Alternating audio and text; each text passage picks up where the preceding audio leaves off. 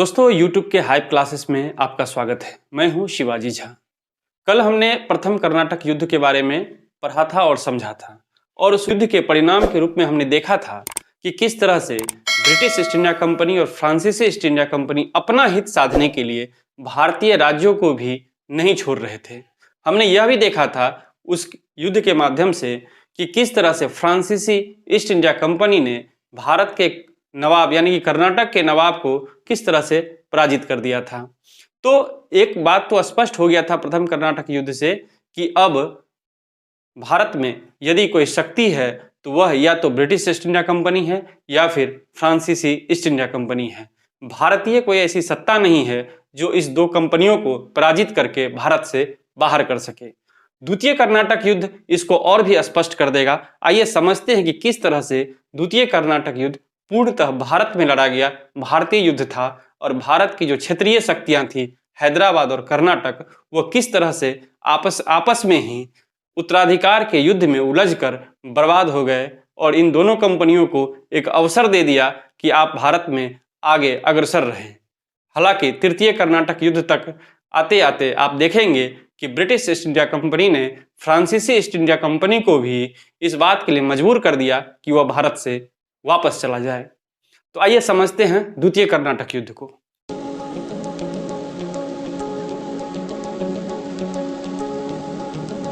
द्वितीय कर्नाटक युद्ध का जो समय काल है वह है 1749 से 1754 का समय।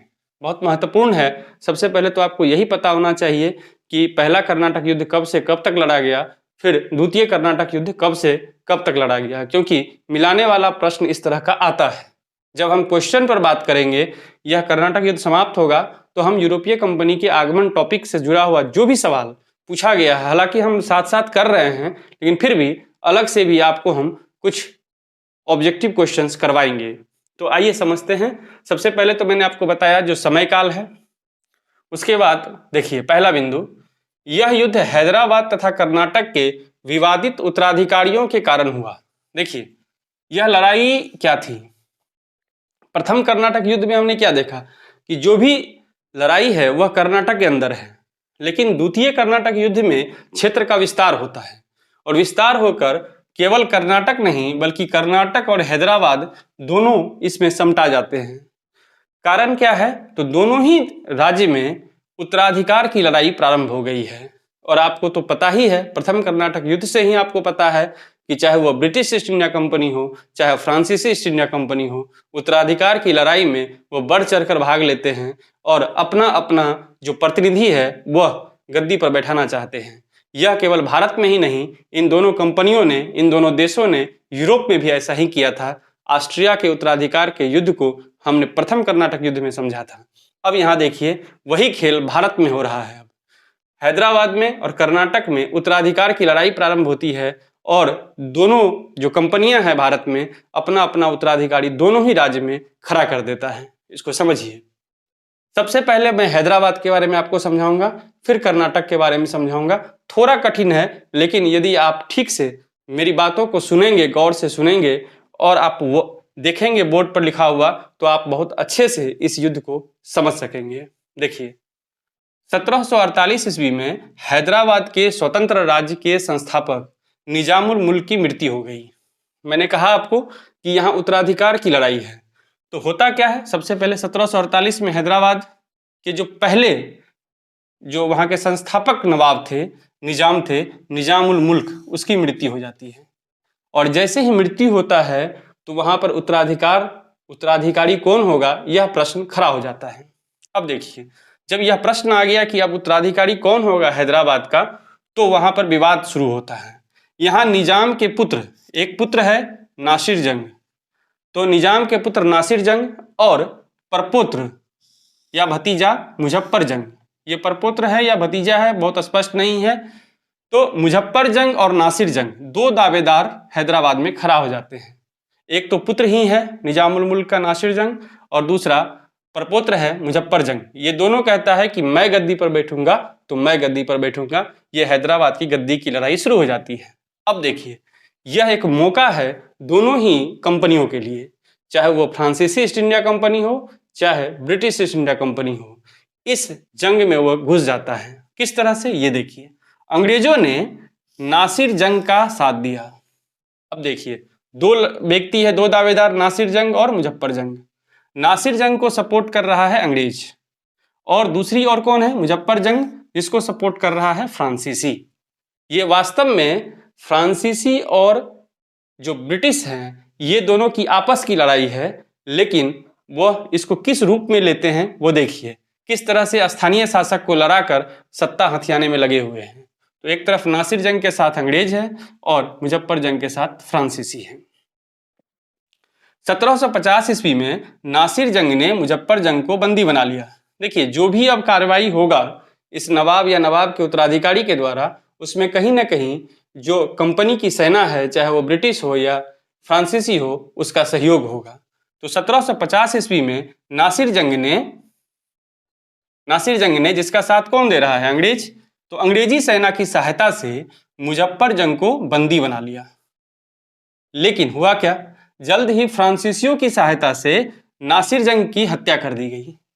मुजफ्फर जंग को बंदी बनाया, लेकिन मुजफ्फर जंग फ्रांसीसी सहायता से छूट गया, और केवल छूटा ही नहीं, फ्रांसीसियों की मदद से मुजफ्फर जंग ने क्या किया, नासिर जंग की हत्या कर दी। और जब नासिर जंग की हत्या कर दी, तो अब मुजफ्फर जंग शासक बनने की ओर अग्रसर हो गया, आगे हो गया, और फ्रांसीसी भी आगे हो गए, क्योंकि फ्रांसीसी का ही यह प्रतिनिधि था। लेकिन अंग्रेज भी चुप नहीं बैठा। गद्दी संभालने से पूर्व ही, देखिए, गद्दी संभालने से पूर्व ही मुजफ्फर जंग की भी हत्या कर दी गई।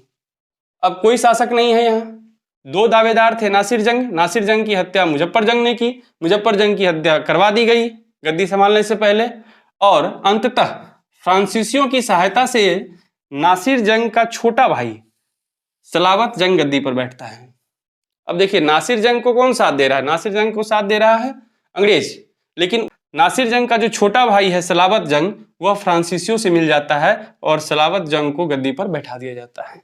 ये स्थिति बनती है हैदराबाद की। मुझे यकीन है कि आप समझ रहे होंगे इसको। थोड़ा कठिन है, थोड़ा उलझन है, इसको मैं नहीं भी कराकर आगे बढ़ सकता था, लेकिन मेरा उद्देश्य यह है कि मैं आपको अच्छे से पढ़ाऊं इतिहास को, या कोई भी विषय हो, ताकि अगर आप मेन भी लिखें तो आराम से कहानी के रूप में उसको लिख सके। इसलिए मेरा प्रयास है कि सारा पॉइंट कवर हो और आप अच्छे से समझे कहानी को। अब देखिए, तो हैदराबाद को यहीं छोड़ते हैं। हैदराबाद में सलावत जंग गद्दी पर बैठ गया है। अब हैदराबाद को छोड़ते हैं, अब थोड़ा सा कर्नाटक की तरफ चलते हैं हम लोग। मैंने पहले ही कहा था कि द्वितीय कर्नाटक युद्ध में दो राज्य के उत्तराधिकार की लड़ाई है, एक हैदराबाद और एक कर्नाटक। हैदराबाद को आपने समझा, अब आइए कर्नाटक को थोड़ा सा समझते हैं। 1748 ईस्वी में ही कर्नाटक के पूर्व नवाब दोस्त अली के दामाद चंदा साहेब मराठाओं के कैद से रिहा होते हैं। ये कहानी थोड़ा पहले जाकर आपको समझना होगा। जो वर्तमान कर्नाटक के इस समय, जिस समय हम बात कर रहे हैं, उस समय जो नवाब है वो है अनवरुद्दीन। इसका जिक्र मैंने प्रथम कर्नाटक युद्ध में भी किया था। अनवरुद्दीन से पहले जो नवाब थे दोस्त अली, उनके दामाद थे चंदा साहब। तो दोस्त अली के जो दामाद थे चंदा साहब, वही दोस्त अली के बाद एक दावेदार थे कर्नाटक की गद्दी का। लेकिन दुर्भाग्यवश मराठाओं के आक्रमण में चंदा साहब को कैद कर लिया गया था और कैदी बनाकर ले जाया गया था। ऐसी स्थिति में जब कर्नाटक एक वैकेंट स्थिति में था, वहां कोई शासक नहीं था, तो हैदराबाद के निजाम ने एक अपने विश्वसनीय प्रतिनिधि को कर्नाटक में राज करने के लिए, शासन करने के लिए भेजा। और वह व्यक्ति कौन था, तो वह व्यक्ति था अनवरुद्दीन। तो निश्चित रूप से चंदा साहब जो वास्तविक दावेदार था, वह तो कस्टडी में था मराठाओं का, इसलिए अनवरुद्दीन यहाँ का शासक बना हुआ था। यह स्थिति थी वहां पर। संयोगवश 1748 ईस्वी में चंदा साहब मराठाओं के कैद से मुक्त हो जाता है, और जैसे ही मुक्त होता है तो सबसे पहला विरोध क्या होगा उसका? सबसे पहला विरोध यह होगा कि यह गद्दी मेरी है, क्योंकि मेरे ससुर यानी कि दोस्त अली ने यह मुझे दिया था, लेकिन मैं कैद में था इसलिए मैं शासन नहीं कर पाया। तो अनवरुद्दीन के लिए एक चैलेंज था। अनवरुद्दीन के सामने एक समस्या खड़ी हो गई कि उसका जो दावेदार था वह सामने आ गया था। अब देखिए स्थिति क्या होती है।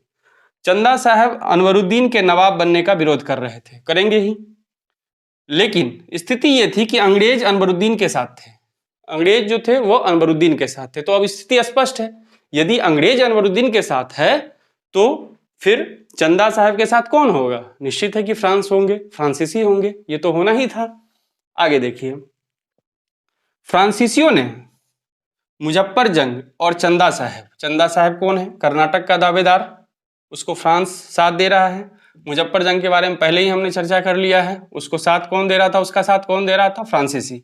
तो थोड़ा बैक जाके हम देख रहे हैं इसको, ठीक है, इस घटना को। ये 1749 का घटना है। यहाँ हमने देखा है कि मुजफ्फरजंग मर चुका है, लेकिन ये 49 का घटना है, ये 50 का घटना है। थोड़ा आप समझेंगे क्रम को। तो ये पहले की घटना है, बाद में 50 में मुजफ्फरजंग की हत्या होती है। थोड़ा पूर्व चलिए आप, थोड़ा पूर्व चल के आप ये देखिए, बहुत इंपॉर्टेंट लाइन है। फ्रांसीसियों ने मुजफ्फरजंग और चंदा साहब के सहयोग से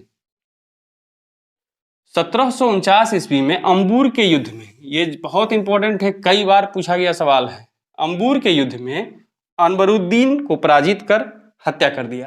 अब देखिए, अनवरुद्दीन जो उस समय कर्नाटक का नवाब था, और उसके खिलाफ कौन आया था, खड़ा हुआ था? चंदा साहब। और अनवरुद्दीन का साथ कौन दे रहा था? अंग्रेज। चंदा साहब का साथ कौन दे रहा था? फ्रांसीसी। तो फ्रांसीसियों ने क्या किया? मुजफ्फरजंग जो कि हैदराबाद का उत्तराधिकारी का दावेदार था, चंदा साहब जो कर्नाटक के उत्तराधिकारी का दावेदार था, ये तीनों की सम्मिलित सेना ने 1749 ईस्वी में अंबूर के युद्ध में अनवरुद्दीन की हत्या कर दी। और जब हत्या हो गई तो कर्नाटक का पद खाली हो गया नवाब का। कौन बनेगा? जो फ्रांसीसी का प्रतिनिधि है, और वो कौन है? तो चंदा साहब। तो चंदा साहब कर्नाटक का नवाब बनता है। अब देखिए कहानी फिर आगे बढ़ती है, यही नहीं रुकता है ये। अनवरुद्दीन की हत्या के बाद उसका जो पुत्र है, अनवरुद्दीन का जो पुत्र है मोहम्मद अली, वो दावेदार बनता है। अनवरुद्दीन की जब हत्या होती है तो निश्चित है कि उसका जो अगला वारिस होगा वो दावेदार होगा। तो अनवरुद्दीन की हत्या के बाद उसका जो पुत्र है मोहम्मद अली, वह दावेदारी पेश करता है। दूसरी तरफ चंदा साहब नवाब बन चुका है कर्नाटक का। अब देखिए स्थिति क्या बनती है। 1751 ईस्वी में अंग्रेजों ने सैंडर्स को मद्रास का गवर्नर बनाया। सैंडर्स एक मजबूत सेना नायक था, इसको भेजा गया कि जाइए आप मद्रास में गवर्न कीजिए और मद्रास को एक मजबूत किला में तब्दील करिए। 1751 में भेजा गया अंग्रेजों द्वारा। जब अंग्रेज और फ्रांसीसी तिरचनापल्ली पर कब्जा करने का प्रयास कर रहे थे, तिरचनापल्ली एक मजबूत किला था और इस पर कब्जा करने का मतलब था कर्नाटक पर कब्जा करना। तो अंग्रेज और फ्रांसीसी दोनों प्रयास कर रहे थे कि तिरचनापल्ली पर कब्जा कर लिया जाए। और जब यह प्रयास कर रहे थे उसी समय अंग्रेजों ने क्या किया, बहुत चालाकी से क्लाइव के नेतृत्व में 1751 ईस्वी में कर्नाटक की राजधानी अर्काट, बहुत महत्वपूर्ण है, पर घेरा डाल दिया। क्लाइव बहुत तेज तर्रार था। आप जानते हैं कि ये जो समय काल है क्लाइव का है, हम उस पर भी चर्चा करेंगे आपको आगे। तो क्लाइव बहुत तेज तर्रार व्यक्ति था, बहुत बड़ा कूटनीतिज्ञ था, और उसने जब देखा कि दोनों सेना तिरचनापल्ली की ओर अग्रसर है और दोनों सेनाएं लड़ रही है, तो उसी समय अपनी कूटनीति का प्रयोग करते हुए एक टुकड़ी भेजा अर्काट पे। अर्काट कहाँ है? तो अर्काट कर्नाटक की, उस समय के कर्नाटक की राजधानी थी। और किसी राज्य की राजधानी पे कब्जा करने का अर्थ है कि आपने उस राज्य को जीत लिया है। तो यही हुआ। क्लाइव ने 1751 ईस्वी में अर्काट पर घेरा डाल दिया। देखिए अगला पॉइंट, चंदा साहब के पुत्र रजा खां ने बचाने का प्रयास किया। उसने प्रयास किया कि इस राजधानी को बचा लिया जाए। किसने? तो चंदा साहब ने। चंदा साहब कौन है? तो नवाब है। कहाँ का नवाब है? कर्नाटक का नवाब है। किसके सहयोग से है? फ्रांस के सहयोग से है। तो चंदा साहब के पुत्र रजा खां ने क्या किया, इस क्षेत्र को, अर्काट को बचाने का प्रयास किया, लेकिन मेजर लॉरेंस की सहायता से क्लाइव ने अर्काट को जीत लिया। तो मेजर लॉरेंस और क्लाइव की सूझबूझ से अर्काट पर विजय प्राप्त कर लिया। किसने? अंग्रेजों ने। देखिए अंग्रेज लगातार जीत रहे हैं, आगे बढ़ रहे हैं। अब देखिए मोहम्मद अली कौन है? इसको देखिए आप, मोहम्मद अली कौन है? मोहम्मद अली अनवरुद्दीन का बेटा है और यह भी एक दावेदार है। तो मोहम्मद अली ने अंग्रेजों की सहायता से चंदा साहब की हत्या कर दी। अब चंदा साहब की भी हत्या हो गई, तो फिर जो कर्नाटक का गद्दी था, जो नवाब का गद्दी था कर्नाटक का, वो फिर खाली हो गया, क्योंकि चंदा साहब बैठा था अनवरुद्दीन को मारकर। अब अनवरुद्दीन के पुत्र ने, मोहम्मद अली ने क्या किया, चंदा साहब की हत्या कर दी, इसलिए कर्नाटक का पद फिर खाली हुआ और मोहम्मद अली कर्नाटक का नवाब बन जाते हैं। किसकी सहायता से? अंग्रेजों की सहायता से। इससे पहले कि कर्नाटक और हैदराबाद में स्थिरता आती, फ्रांस की सरकार ने डुप्ले को 1754 ईस्वी में फ्रांस वापस बुला लिया और उसके स्थान पर गोडेह्यू को भारत भेजा गया। कहा जाता है इतिहास में कि फ्रांसीसियों के पराजय और भारत से फ्रांसीसियों के बाहर जाने का एकमात्र और सबसे बड़ा कारण यही था कि एक ऐसे समय में डुप्ले को भारत से वापस फ्रांस बुला लिया गया जब डुप्ले की आवश्यकता फ्रांसीसी कंपनी को सबसे अधिक थी, क्योंकि मैंने पहले ही आपको बताया है कि डुप्ले एक मजा हुआ खिलाड़ी कूटनीतिज्ञ था और वो लगातार अपने प्रयास से भारत में फ्रांसीसी शक्ति का विस्तार कर रहा था। लेकिन यह बात फ्रांस की सरकार को नहीं समझ में आया। इसके पीछे कारण यह था कि लगातार फ्रांस की सरकार को मुनाफे की जगह घाटा हो रहा था। वित्तीय नुकसान, आर्थिक नुकसान को फ्रांस की सरकार बर्दाश्त नहीं कर सका। दूसरा कारण यह भी था कि फ्रांसीसी जब युद्ध में सम्मिलित हुए थे तो उसने अपने व्यापार पर बिल्कुल भी ध्यान नहीं दिया और उसकी जो व्यापारिक स्थिति थी, जो वाणिज्यिक स्थिति थी, वह चरमरा गई और भारत में व्यापार सिमट सा गया था। ऐसी स्थिति में फ्रांस की सरकार का पैसा लगातार भारत में बर्बाद हो रहा था। एक बड़े सेना को रखते हुए उस पर जो खर्च होता था वह भी भारत के व्यापार से वापस नहीं आ रहा था। दूसरी तरफ अंग्रेजी ईस्ट इंडिया कंपनी युद्ध लड़ते हुए भी अपने व्यापारिक स्थिति को मजबूत बनाए हुए था। और दूसरी बात यह भी है कि जो ब्रिटिश ईस्ट इंडिया कंपनी है वह व्यापार और युद्ध यानी कि क्षेत्र प्रसार दोनों को अलग अलग रूप में, अलग अलग दृष्टिकोण से देखते थे और दोनों काम को मिक्स नहीं करते थे।